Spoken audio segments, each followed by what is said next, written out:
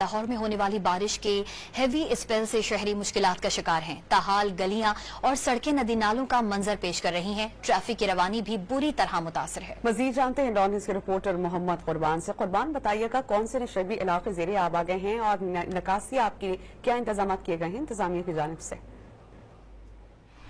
जी बिल्कुल, सुबह शुरू होने वाले बारिश के स्पेल ने बागों के शहर लाहौर में जल थल एक कर दिया, जिससे ट्रैफिक की रवानी बुरी तरह से मुतासिर है और इसके साथ साथ शहरियों को भी शदीद मुश्किलात का सामना करना पड़ रहा है। मैं इस वक्त मौजूद हूँ रिवाज गार्डन के इलाके में, जहाँ पर हमारे कैमरामैन तारिक महमूद आपको दिखा। तो शहरियों को शदीद मुश्किलात का सामना है, ट्रैफिक की रवानी मुतासिर है, गाड़ियों को गुजरने में मुश्किल हो रही है, जबकि जो मोटरसाइकिल सवार हैं वो अपने बच्चों के साथ गुजर रहे हैं और उनको भी मुश्किलात का सामना है। गाड़ियाँ बंद हो रही हैं, कुछ लोग जो वो धक्का लगा रहे हैं अपनी गाड़ियों को।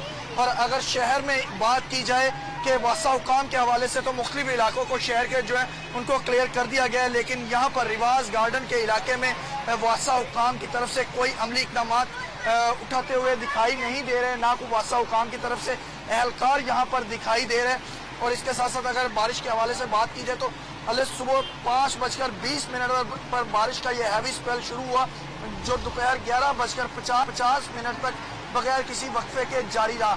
और अली ब्लॉक गार्डन टाउन में सबसे ज्यादा बारिश जो है वो 182 मिलीमीटर रिकॉर्ड की गई। और अगर मजमूई तौर पर लाहौर शहर की बात की जाए तो लाहौर शहर में 142 मिलीमीटर बारिश जो है यहाँ पर रिकॉर्ड की गई है, जिससे शहरियों को मुश्किलात का सामना करना पड़ रहा है।